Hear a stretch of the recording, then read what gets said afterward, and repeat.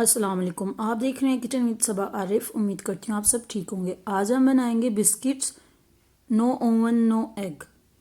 उसके लिए ingredients note कर लीजिए। हाफ कप सूजी, ड्राई फ्रूट्स, घी, इलायची के दाने, आप पाउडर भी ले सकते हैं, चीनी और दूध और मैदा।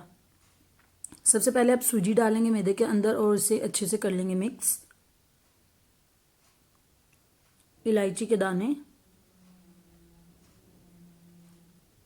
ड्राई फ्रूट्स और इनको आप कर लेंगे मिक्स।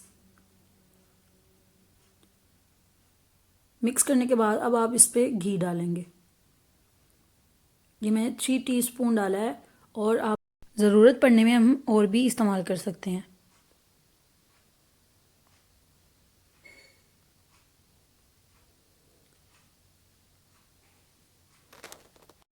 इसमें थोड़ा सा और घी जाएगा,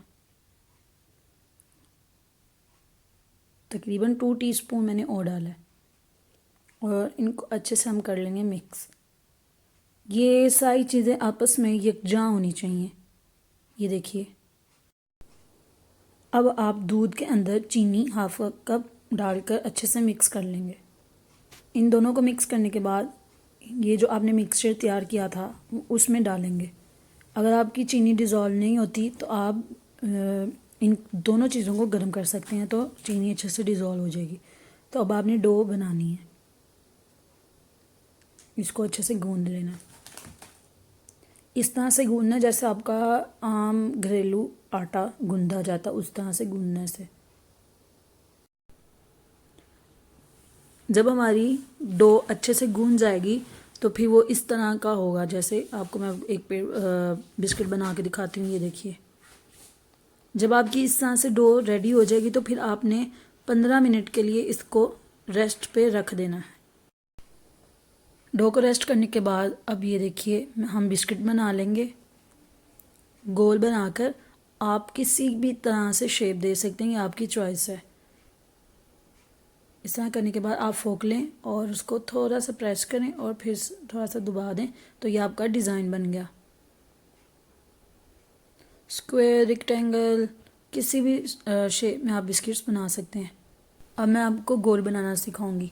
अच्छा, इतना ज़्यादा मोटा भी बनाना नहीं, वरना वो पकेगा नहीं सही से। आपने थोड़ा सा रोल करना है और ये देखिए गोल बनाएंगे अब हम। अब इसमें सुराख कर लीजिए तो ये भी आपके बिस्किट का डिज़ाइन बन जाएगा। तो इसी तरह अब आपने सारे बिस्किट्स इसी तरह से रेडी कर लेने हैं। अब हम ऑयल ले लेंगे और ऑयल आपका बहुत ज़्यादा गर्म नहीं होना चाहिए, बहुत लाइट सा गर्म होना चाहिए और नीचे फ्लेम लाइट सा हो। और ये कोई 5-10 मिनट में पकेंगे और बादामी सा रंग आ जाएगा तो आपने इनको पलटना शुरू कर देना। ये देखिए, ये बहुत सॉफ्ट होंगे, इसलिए आपने ज़्यादा ध्यान से और ख़्याल से करना है।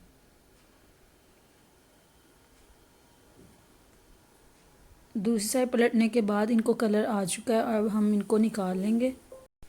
इनको बड़े आराम से निकालना है और किसी छन्नी में आपने रखना है ताकि इनको हवा लगे और फिर ये क्रंची होंगे।